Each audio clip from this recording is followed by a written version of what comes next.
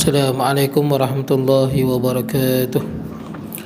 Innal hamdalillah nahmaduhu nasta'inuhu nastaghfiruh wa na'udzu billahi min shururi anfusina min sayyiati a'malina may yahdihillahu fala mudilla lahu wa may yudlilhu fala hadiya lahu.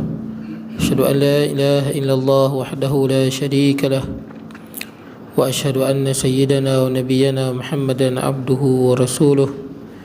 Allahumma salli wa sallim wa barik ala sayyidina Muhammad wa ala alihi wa ashabihi ajma'in. Subhanaka la ilma lana illa ma 'allamtana innaka antal alimul hakim.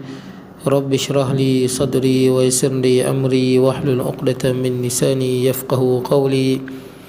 Allahumma la sahla illa ma ja'altahu sahla wa anta taj'al hazna wa as-sa'ba idza syi'ta sahla. Wala hawla wala quwwata illa billahil aliyyil azim. Amma ba'd. Hadirin sejemaah yang dirahmati Allah, alhamdulillah pada malam ni kita dapat bertemu. Tuan-tuan semua sihat no? Jadi insya-Allah tuan-tuan ada kenduri esok. Kau apa esok?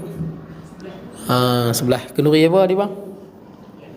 Kekah cucu bukan anak abang Oh bukan. Abang ada dapat anak lagi. Mana tahu aku ada cawangan nombor 2. Jadi tahniah noh cucu. Cucu nombor berapa ni bang? Yang kedua. Oh, sekarang ni abang cucu berapa orang dah? Oh, 2 sekali dapat. Tahniah. Jadi kambing 2 ekor kot. Ikut mana yang boleh lah nah. Kemampuan lah. Ikut kemampuan lah. Saya esok main lambat sikit tuan-tuan no? Tapi harap-harap ada lagi lah kambing tu tuan-tuan no? Mudah-mudahan baik. Jadi pun saya malam ni ada kelas tambahan juga. Lepas pada ni je terus ke sekolah di Ihya tu. Tuan-tuan kalau pergi Ihya, tuan-tuan guna jalan mana dekat? Sini ya? Jalan mana? Talayak Besar Tuan-tuan masuk kat sini ke kat depan sikit? Semua boleh kan? Okey. Yang tu paling dekat lah. Kalau keluar jalan jauh kan, keluar ke okey, baik. Baik, insyaAllah kita sambung tuan-tuan. Kita berhenti di mana ni? Ke surat 15 nombor ya. Jadi tengok muka surat yang ke-15, masalah yang ke-12.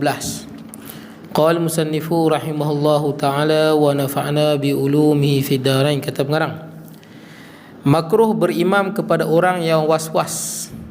Kalau orang yang was-was, makruh dia jadi imam. Dan kita juga makruh ikut dia. Makruh ni makna dia kurang pahala, ataupun boleh jadi hilang pahala jemaah. Boleh jadi juga. Ataupun pahala jemaah dapat tapi kurang. Itu makruh. Jadi orang yang was-was makruh jadi imam. Telah berkata Syekh Abdul Futuh Al-Ajli di dalam huraiannya yang mendalam atas kitab Al-Wasit wal Waljiz, makruh hukumnya sembahyang di belakang imam atau berimam orang yang was-was kerana syak ia pada perbuatan dirinya. Nampak? Kalau imam tu was-was tak boleh jadi imam. Jadi kita alhamdulillah lah tuan-tuan punya imam pun saya tengok daripada Pak Ibrahimnya ada imam muda, semuanya okey lah. Sembahyang okey, bacaan pun okey. Dan saya tak pernah jumpa lagi imam yang was-was, tak ada. Tak ada. Tapi orang yang was-was jadi imam tak was-was. Itu ada tuan-tuan. Dia sembahyang seorang-seorang dia was-was. Tapi kalau kita lantik jadi imam dia tak was-was. Makna dia apa tuan-tuan? Dah lama dia nak jadi imam. Tidak kan? Nantilah dia jadi imam. Baik, jadi kalau ada imam yang was-was, makruh jadi imam dan makruh juga kita ikut dia. Kalau tuan-tuan pergi di RNR, kita nak semayang kan? Kita berhenti nak, katakan kita nak pergi Kuala Lumpur, kita nak semayang, tengok ada jemaah ataupun ada orang semayang, tapi dia was-was, nampak? Was-was, kat takbir was-was, baca bis berkali-kali dia was-was. Ar-Rahmanir Rahim dia Ar-Rah dia ulang-ulang. Dia betul dah baca tu, Ar-Rahman tu betul dah, tapi dia saja ulang. Was-was. Yang ni tuan-tuan lebih baik kita sembahyang seorang, jangan ikut dia. Sebab orang macam ni tak patut jadi imam lah. Sebab was-was saya dah sebut kat tuan-tuan, was-was adalah perkara yang dibenci di dalam Islam. Sebab tu bila kita baca surah Qul a'udzu birabbin nas kan, min syarril waswasil khannas, kerja syaitan tuan-tuan. Yang bagi was-was dalam hati tu kerja syaitan. Dalam jelas sebut dalam ayat tu. Kalau ada orang yang was-was, maka dia telah ikut kerja syaitan. Dia terikut, dia dimainkan. Siapa yang was-was, dia dimainkan oleh syaitan. Itu sebenarnya tuan-tuan. Kemudian, dan jika berwas-was makmum pada takbiratul ihram yang menyebabkan gangguan kepada orang lain daripada para makmum, maka haram hukumnya. Oh, nampak? Kalau ada makmum tu was-was, kan ada makmum was-was kan? Allah berkali-kali ganggu orang sebelah, haram hukum dia. Haram hukum dia. Ada orang setengah orang makmum, dia takbir satu, dia dah was-was. Satu lagi dia was-was baca Fatihah. Oh, dahsyat tuan-tuan. Dia was-was.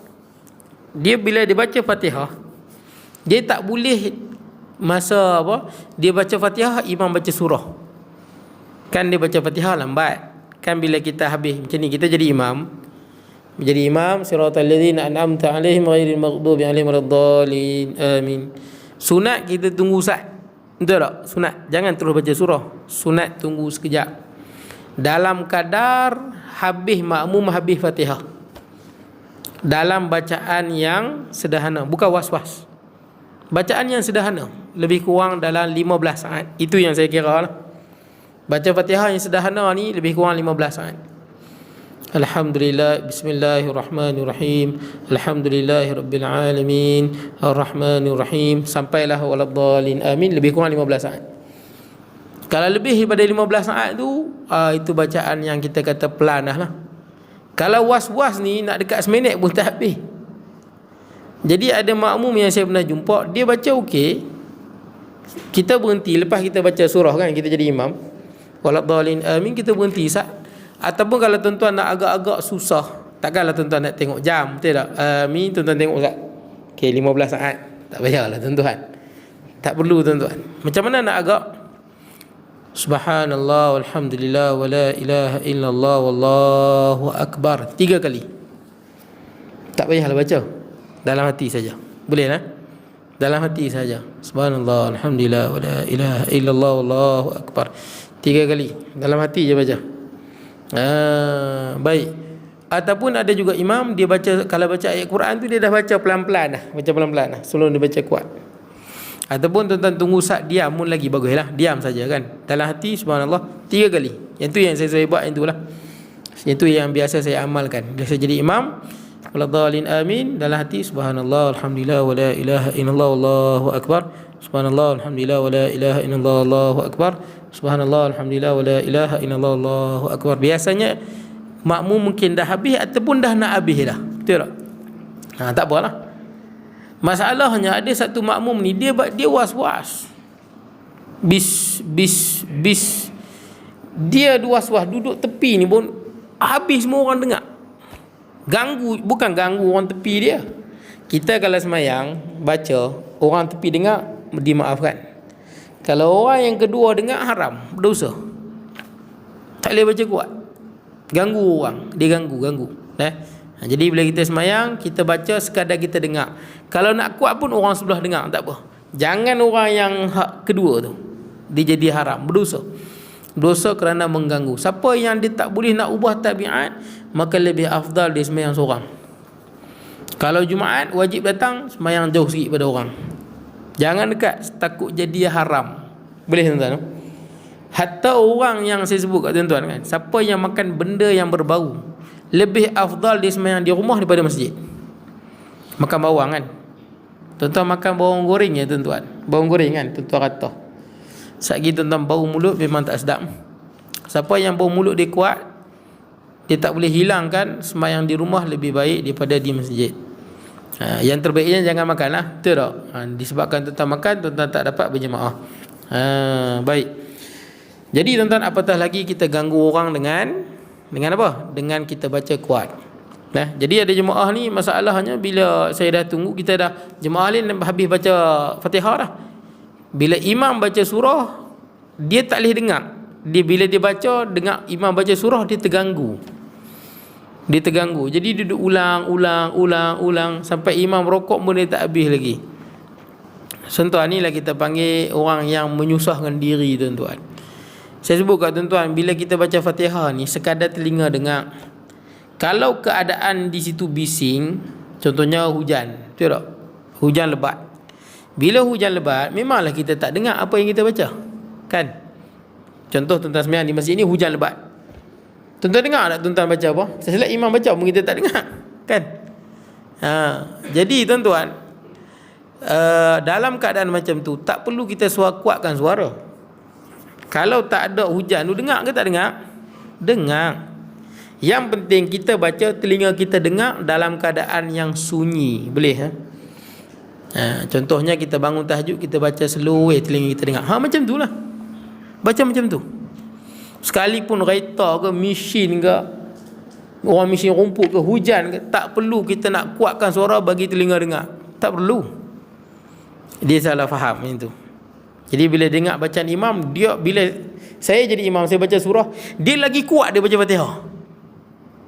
Malik ya Malik, sebab dia nak bagi bacaan ni telinga dia dengar sampai kalah bacaan saya. Ini haram hukumnya. Boleh tuan-tuan? Maknanya tuan-tuan, makmum yang was-was ganggu orang sebelah, hukum dia haram. Penting tu tuan-tuan. Sebab kadang-kadang kita jumpa orang yang dah lama main masjid, lama mengaji, tapi dia telah mengganggu jemaah dengan was-was dia, sedangkan was-was daripada syaitan. Baik tuan-tuan, seperti hukum orang yang berkata-kata berhampiran orang yang semayang sama.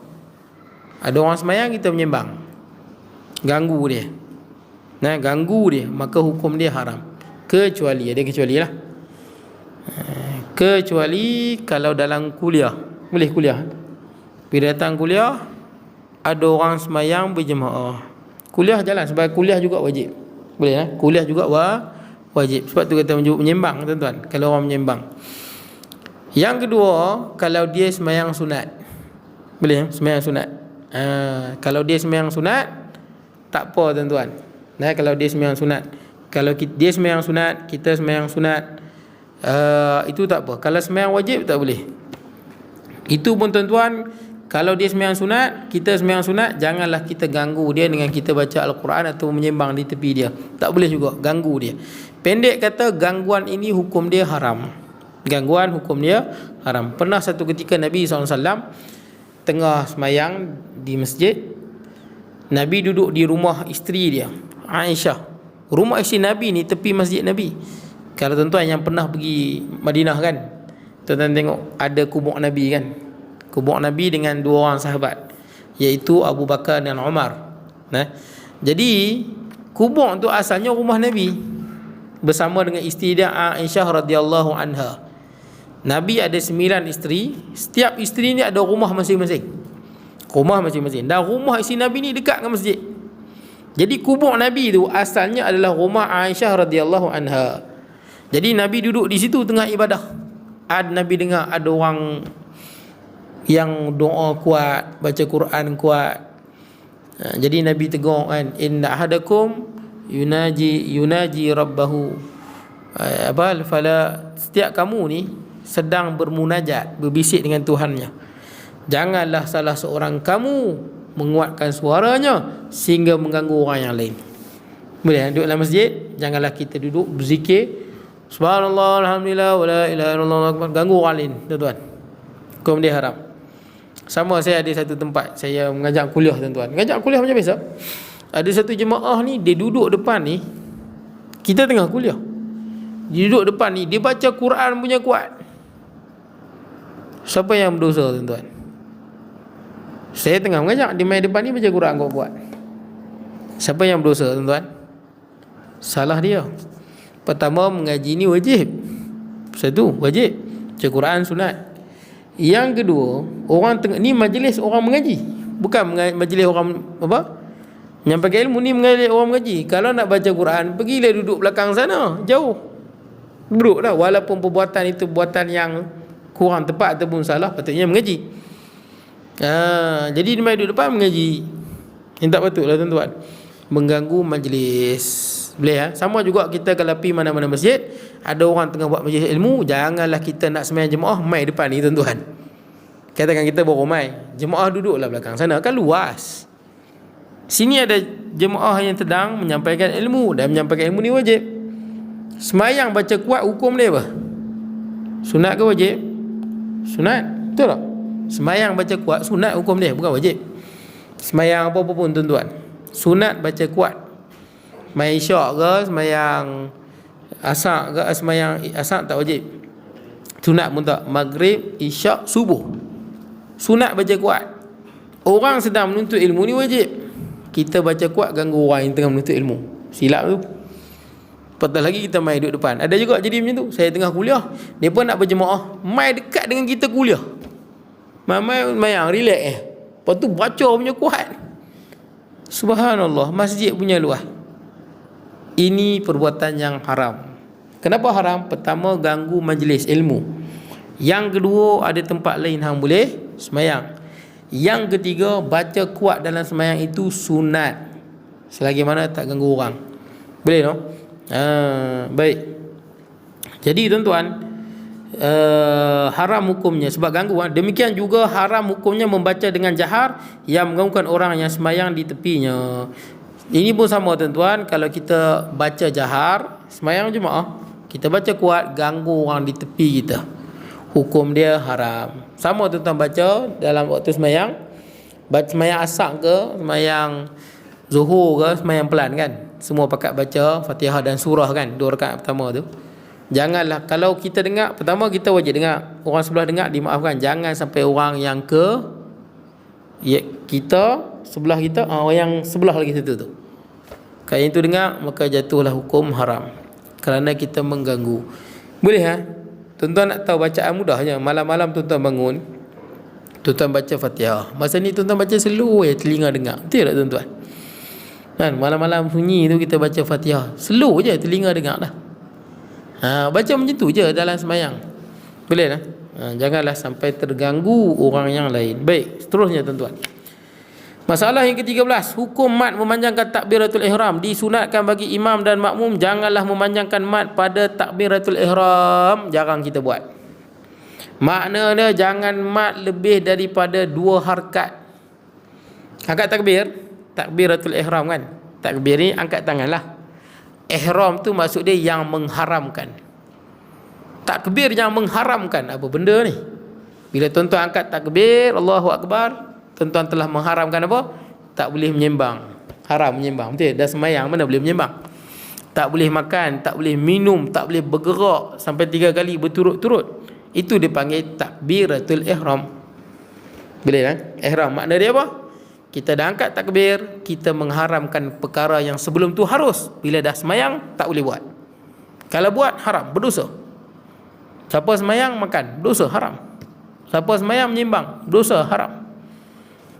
Jadi takbir waktu takbiratul ihram tu, yang mula-mula kita mula-mula nak sembahyang tu, Allahu Akbar, mula-mula tu, sunat jangan lebih pada 2 harkat. Tapi jarang kita buat, soalnya kita panjang. Allah, kadang-kadang sampai 4, kadang-kadang sampai 6, kadang sampai 8. Taklah batal sembahyang. Cuma ada pandangan setengah ulama sebut jangan lebih 16 harkat. Orang panjang masuk. Ada orang macam tu, niat tak masuk. Ada. Dia niat tak masuk. Allah, habis nafas. Saya pernah jumpa tuan-tuan, habis nafas. Saya pernah jumpa berapa kali dia angkat takbir, habis nafas, lepas tu diulang balik. Taklah batal sembahyang. Tapi sunat angkat takbir 2 harkat saja. Allahu Akbar, 2 harkat tu. Allahu Akbar, 2 harkat. Allahu Akbar. Itu yang sebaiknya lah. Boleh lah. Kalau tuan-tuan boleh buat, boleh lah. Tapi biasanya kita di Malaysia ni biasanya panjang lah. Makmum ke imam biasanya panjang. Jaranglah saya tengok orang angkat takbir Allahu Akbar. Biasanya orang angkat takbir Allah, panjang. Biasanya 4 lah. Kalau bagian sujud tu panjang macam Bagian daripada sujud tu. Yang tu intiqalat memang kena panjang, sunat panjang. Dia sebab tu disebut takbiratul ihram. Kalau takbir intiqalat, sunat panjang. Sunat kita daripada kita bergerak ni sampai ke atas, supaya gerakan kita tu tak kosong dengan diam. Jadi kalau kita daripada sujud tu, kita panggil takbir perpindahan. Takbir perpindahan daripada satu rukun kepada rukun yang lain. Jadi daripada sujud tu kan jauh, Allah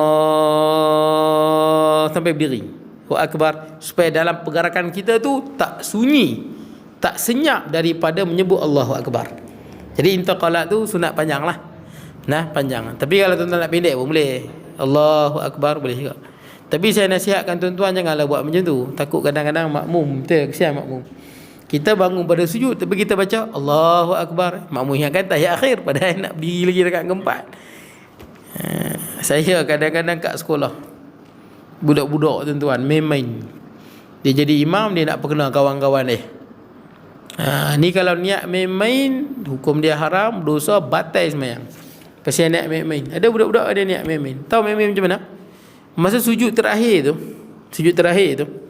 nak duduk tahiyat akhir, dia punya panjang Allahu akbarnya. Dia bangun pada sujud, Allah punya panjang. Jadi kawan-kawan belakangnya kan ada satu rakaat lagi, padahal kawan nak duduk tahiyat akhir. Saya ada perkenal orang tuan-tuan, dia seronok biar kawan-kawan dia naik rakaat lagi. Ada budak sekolah panggil lagu tu, saya dengar dia beritahu. Saja bila naik, patutnya daripada sujud terakhir tu sampai duduk sudah, betul tak? Tak payahlah panjang-panjang. Ini saja nak perkenal kawan. Kalau imam buat macam tu pun kita pun terfikir, ada satu rakaat lagi ke? Betul tak? Ada kalau imam buat macam tu lah. Sepatutnya dia bergerak daripada satu naik sampai ke atas, sudahlah, dah duduk sudah. Yang nak murid saya ada buat panjang, Allah memang panjang sungguh. Kita kan nak naik atas, rupanya elok kawan tu duduk.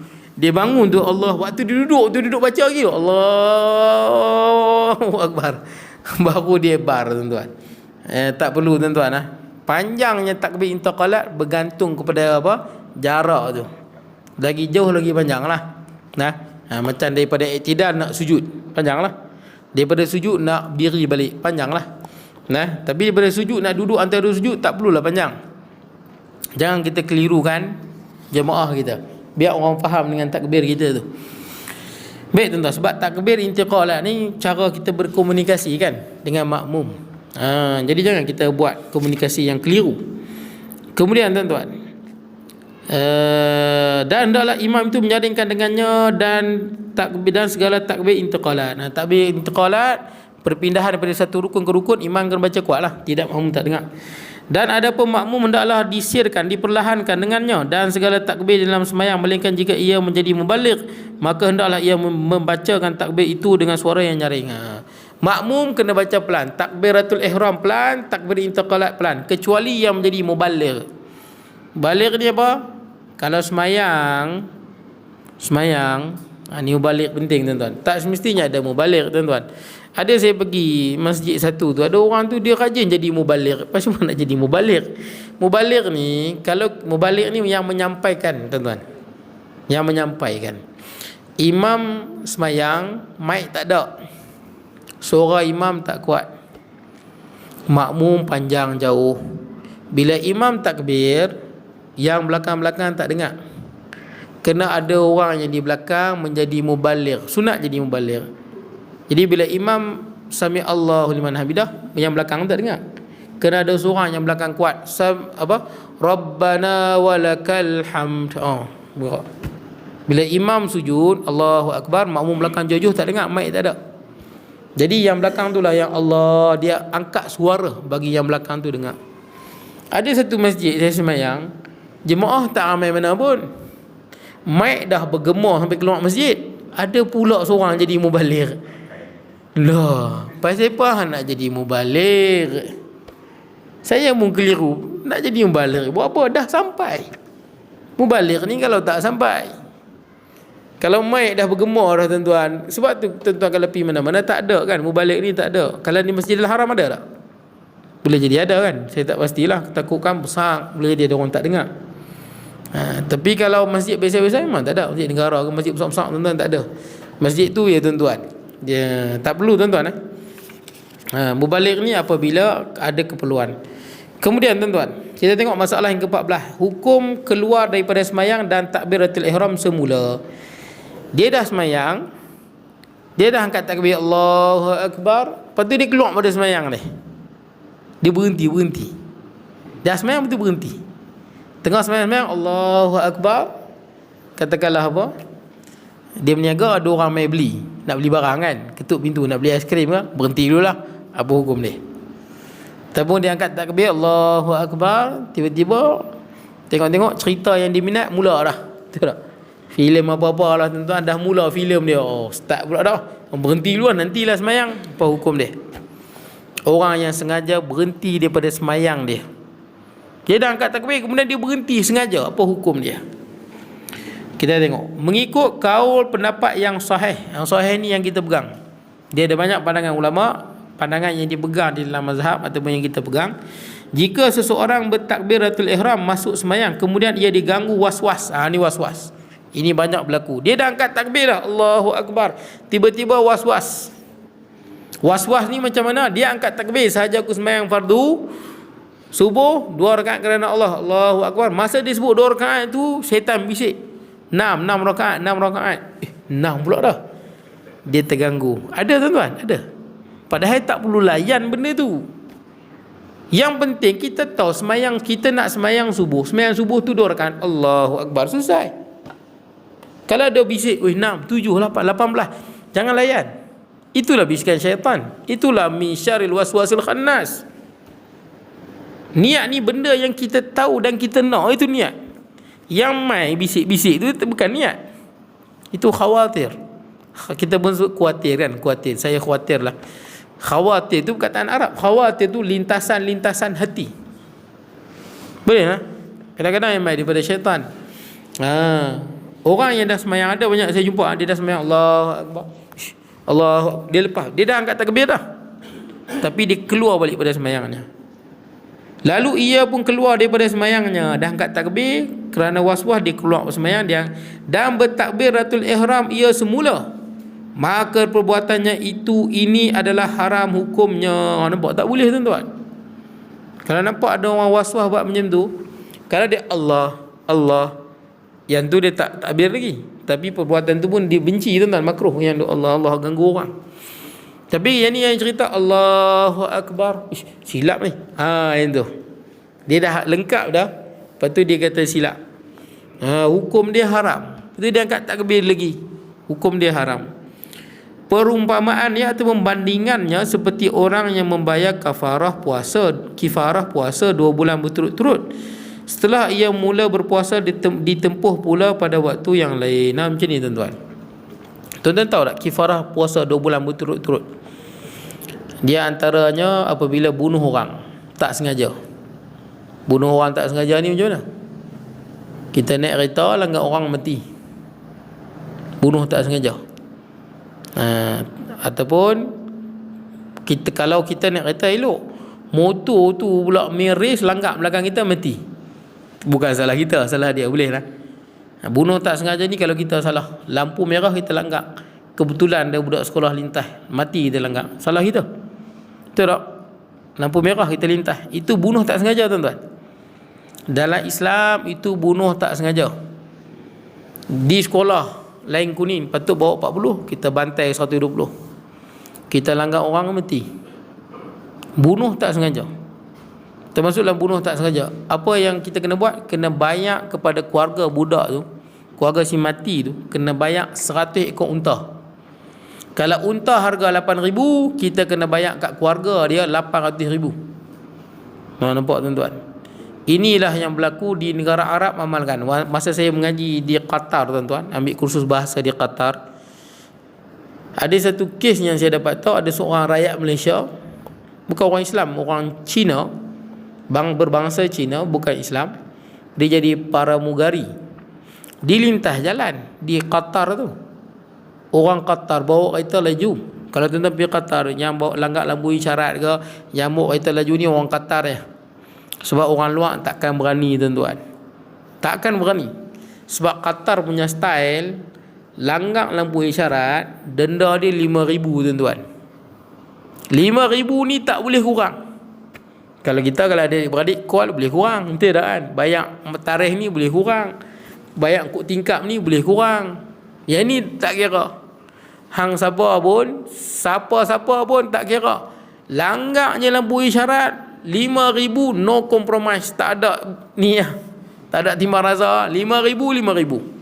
RM5,000 sana lebih besar pada kita tuan-tuan. Mungkin duit kita dalam RM6,000, RM7,000. Tak boleh kurang langsung. Itu yang orang luar tak berani. Kalau orang luar tuan-tuan di sana, masa saya mengaji di Qatar, orang kata ada 200,000, lah ni mungkin dapat 400-500,000. Orang luar ada 1 juta lebih. Tapi tak ada lah nak cerita orang luar buat masalah tuan-tuan. Kalau kita di Malaysia ada orang warga asing buat masalah. Ada merompak lah, kacau bini orang lah, macam tuan-tuan. Tapi kenapa di Qatar dia tak berani? Dia kata sekali buat pasal tak boleh main sampai hari kiamat. Nah, tu kata punya style. Itu dia tak berani tu. Kata jangan buat, pergi sana kerja gaji banyak, memang gaji banyak. Pak Gad gaji RM15,000. Pak Gad RM15,000. Jadi cikgu sampai pencen pun tak sampai RM15,000 lah tuan-tuan. Tapi ingat, kerja elok-elok, jangan duk kata kacau orang. Buat gangster sikit ya, baliklah negara sampai bila tak main dah. Itu Qatar tuan-tuan. Dia langgak mati tuan-tuan, para mugari ni. Dia bayar 1 juta tuan-tuan. Dia bayar 1 juta. Orang Qatar kaya, 1 juta dia bayar. Ini cara dia tuan-tuan. Ni Islam aja. Supaya kita berhati-hati, bawa kereta elok-elok, bawa motor elok-elok. Jangan sampai disebabkan kita orang mati. Jadi kalau kita langgar lampu isyarat, langgar orang, mati orang tu, kena bayar 100 ekor unta. Kalau tak mampu, kena minta halal. Minta halal dengan dia. Boleh tuan-tuan. Jadi berhati-hati bawa kereta. Tapi kalau kita tak salah, tak apalah. Kita naik kereta elok. Ada satu kes tu, satu hamba Allah ni naik kereta elok dekat sebelum apa, Kampung Diu dia bawa. Elok bawa. Ada budak race. Budak tengah race motor. Race tengah race ni, depa belaga apa, handle belaga. Satu budak tu daripada depan ni, daripada depan dia naik kereta. Budak tu selisih handle, jatuh kat depan tayar dia. Dia nak buat macam mana? Tengah bawa, budak tu jatuh kat tayar dia. Salah dia tak tuan-tuan? Kan salah dia. Budak tu masuk jalan ni, masuk dalam tayar dia, mati budak tu. Yang ni tak kena. Sama juga kita naik kereta elok-elok, tiba-tiba orang tu keluar pada jalan, tak tengok, keluar simpang kan, motor ke apa, tak tengok, kita langgar, mati dia. Itu salah dia. Bukan bunuh tak sengaja, itu salah dia. Dia bunuh diri dia lah tuan-tuan. Kesilapan dia. Baik tuan-tuan. Jadi tuan-tuan, mana ni? Sama juga kita kena, kalau dah bunuh tak sengaja, kena kifarah 2 bulan berturut-turut. Puasa 2 bulan berturut-turut. Makna dia kena puasa 60 hari tanpa henti. Kalau tuan-tuan puasa dah hari yang ke-50 dah, hari yang ke-51 tak boleh puasa. Pasal apa? Kena Covid. Contohnya lah, na'udzubillah, kena Covid. Kena puasa lain. Macam tu tuan-tuan. Sama juga kalau terlanjur dengan isteri kan, betul tak? Bulan puasa terlanjur dengan isteri waktu siang. Ada ustaz ajak, kalau nak terlanjur juga, makan dulu. Ustaz main mana mengajak lagu tu? Ada ustaz, saya tahu, saya mengaji, saya tahu kan, saya tak tahu benda tu. Tapi ustaz yang ajak ni ustaz yang tak bertanggungjawab, bagi saya lah. Memang ada pandangan begitu, saya tak nafikan ada pandangan begitu sebut. Yang kena ni kalau membatalkan puasa dengan berjima. Membatalkan puasa dengan berjima kena. Ini pandangan minoriti tuan-tuan. Ada orang dia kata macam rahsia, tapi kalau nak berjima agak makan dulu. Ini pandangan apa ni? Kalau pandangan yang kuat tu majoriti ulama, kalau hang makan dulu dosa lagi teruk. Macam tu. Selagi mana hang wajib puasa, hang makan dulu ke, fresh orang dulu ke, hang memang tak puasa ke, selagi mana hang jima siang hari bulan puasa, hang kena. Macam tu tuan-tuan. Ni ada ustaz-ustaz ajak, kalau nak buat juga makan dulu, ada ustaz ajak. Apa ustaz mengajak? Ada saya tengok masuk TV pula tu. Dia mengajak, dia kata kalau dah tak tahan sangat bulan puasa, tak tahan sangat nak berjimuk, dalam TV dia mengajak. Apa ustaz mengajak macam tu dalam TV ustaz? Ustaz kata kalau dah tak tahan sangat nak berjimuk dengan isteri siang hari, Makan dulu, dia kata. Oh, ustaz macam ni. Makan sengaja di bulan bulan puasa itu berdosa besar. Kita ajak orang buat dosa besar semata-mata nak berjima. Kita pun sama, tuan-tuan. Siapa yang terlanjur dengan isteri dia tengah puasa, isteri dia puasa, tapi disebabkan hari tu isteri dia pakai seksi sikit, contohnya lah, seksi sikit, tak pun baru kahwin kan, betul tak tuan-tuan? Baru kahwin kan? Kahwin bulan puasa, ada orang buat, orang tak buat. Mana tahu buat.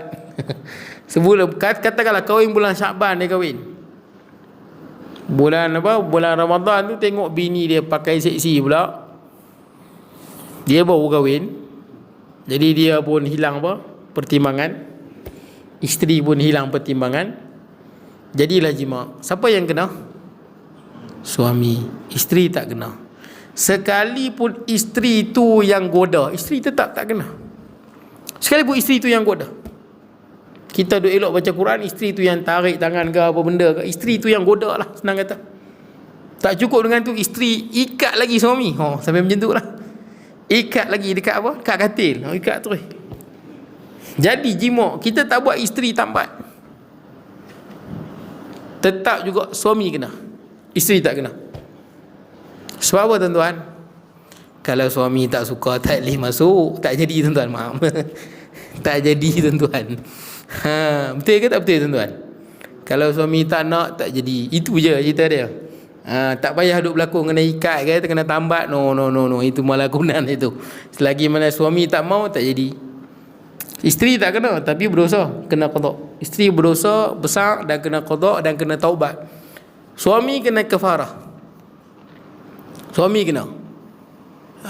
Tapi tuan-tuan, suami kena dan dosa dia lebih kurang. Dosa dia tak teruk macam tadi. Tuan-tuan faham Yang tadi sebelum buat apa? Makan dulu. Nampak? Yang ni lagi teruk dosa dia. Nampak tak? Yang tadi dia kena kafarah sebab dia terlanjur, tuan-tuan. Yalah, nafsu tak dapat kawal kan. Yang ni siap boleh rancang lagi. Okey, kita makan dulu. Betul buat kerja tu. Yang ni lagi teruk dosa dia. Saya tak nafi, saya tahu ada ulama kata macam tu, saya tak nafikan, tapi saya secara peribadi saya pegang pandangan, siapa yang buat kerja lagu tu lagi teruk dosa dia dan wajib kafarah juga. Itu pandangan majoriti. Tapi kalau lah tuan-tuan, tak ada lah tuan-tuan, kok ada siapa-siapa lah tuan-tuan, dia pegang pandangan macam tu lah. Contohnya lah, dulu-dulu kan ada ustaz ajak aku tu, mana tahu ustaz ajak kan, dia pun amal kan. Ustaz ajak, dia tak tahu yang dia buka puasa tu dosa besar dan dia berjima. Kalau dia nak pegang pandangan tu, silakanlah. Nak pegang pandangan tu kan, silakanlah. Tapi sejak pada hari ni, sejak pada malam ni tuan-tuan, siapa-siapa pun jangan dia buat kerja lagu tu lah. Makan sengaja pada bulan puasa berdosa besar tuan-tuan. Berdosa besar. Tadi terlanjur, tak apa lagi, kurang lagi. Ni sengaja berdosa besar. Apatah lagi macam bermain-main tuan-tuan dengan syariat Allah. Kemudian tuan-tuan, kita tengok dia dah puasa 2 bulan betul-betul. Sama juga tuan-tuan. Siapa yang buat kerja tu kena puasa 2 bulan betul-betul. Kalau hari yang ke-58 dia demam, maka kena ulang balik. Dia tak puasa, kena ulang balik. Baik, siapa yang dah puasa 2 bulan betul-betul, siapa-siapa lah tuan-tuan, dia telanjur dengan isteri dia, lepas tu dia mula, katakanlah hari ni dia start puasa, hari yang pertama, sampai minggu depan straight je.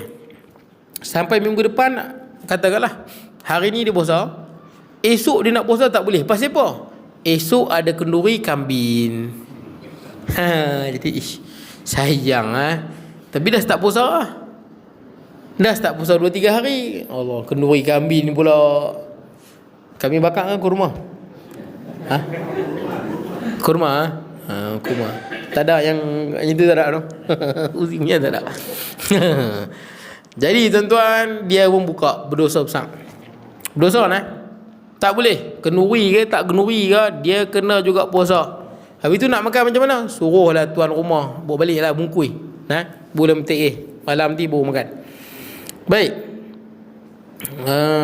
Dan jika keluar dirinya daripada sembahyang dengan tanpa uzur dan bertakbiratul ihram pula kali kedua, maka jadilah sembahyang itu qada mengikut satu wajah seperti mana yang dihikayatkan oleh Syekh Mutawalli dan gurunya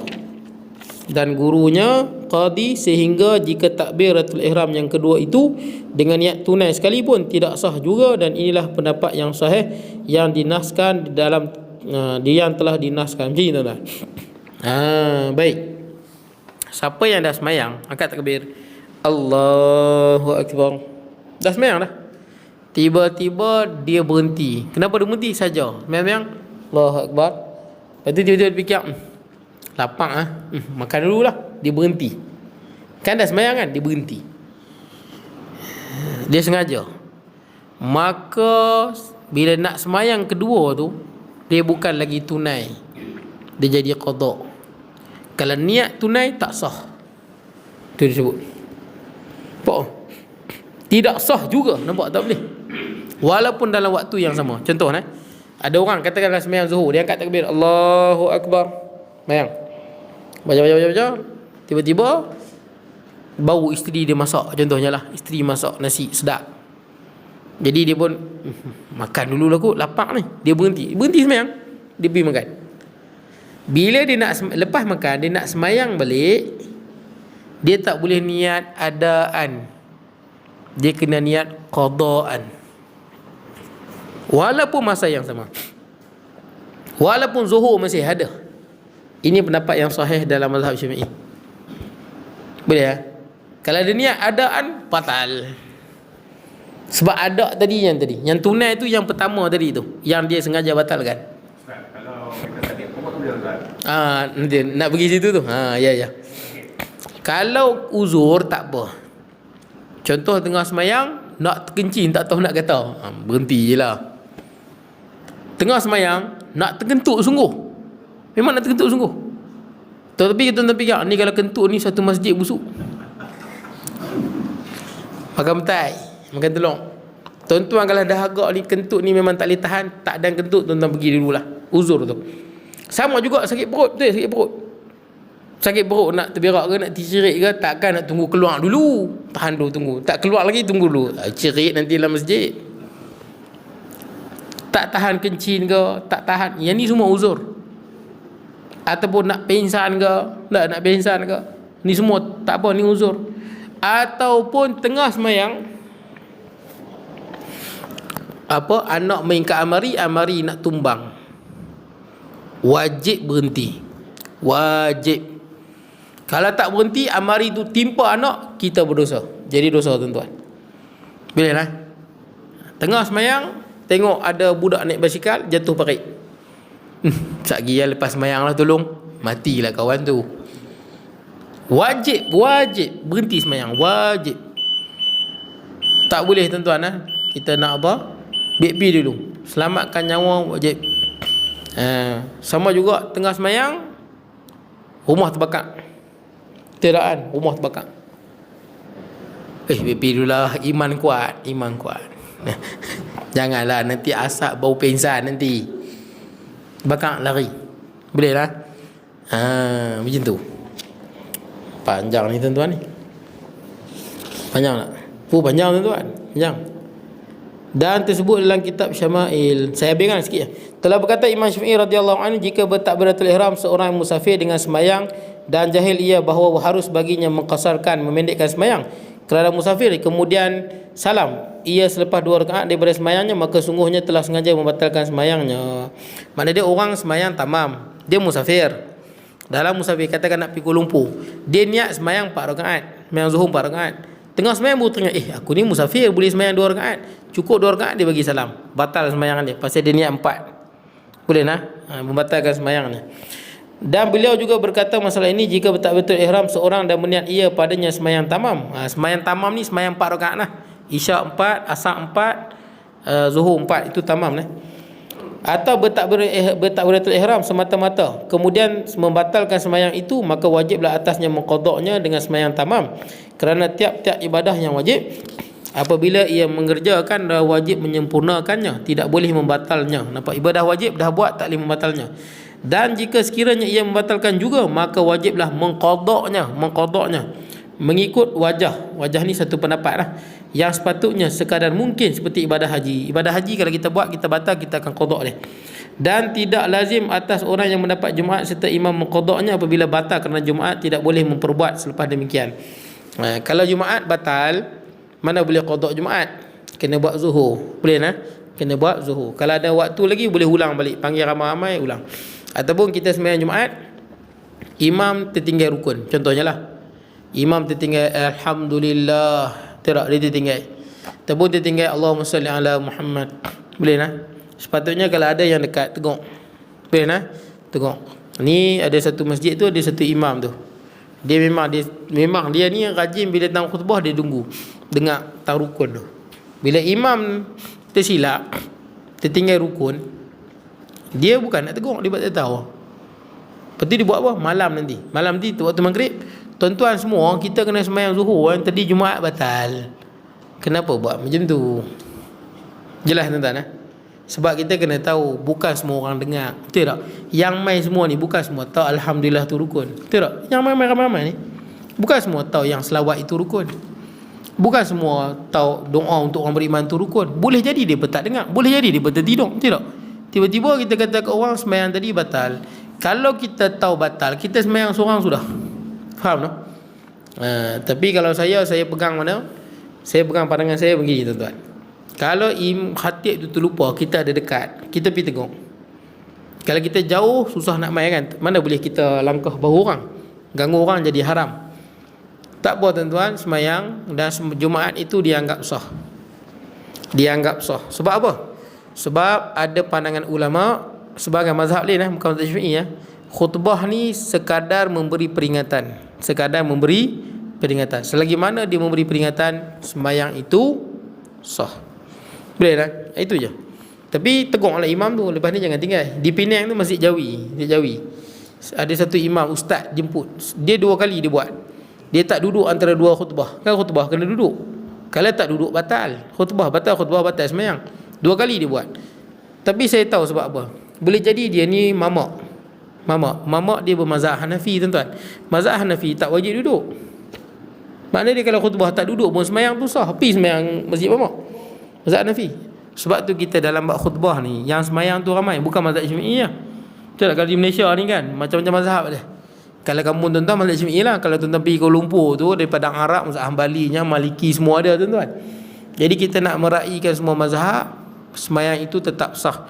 Jangan kita timbulkan masalah tuan-tuan.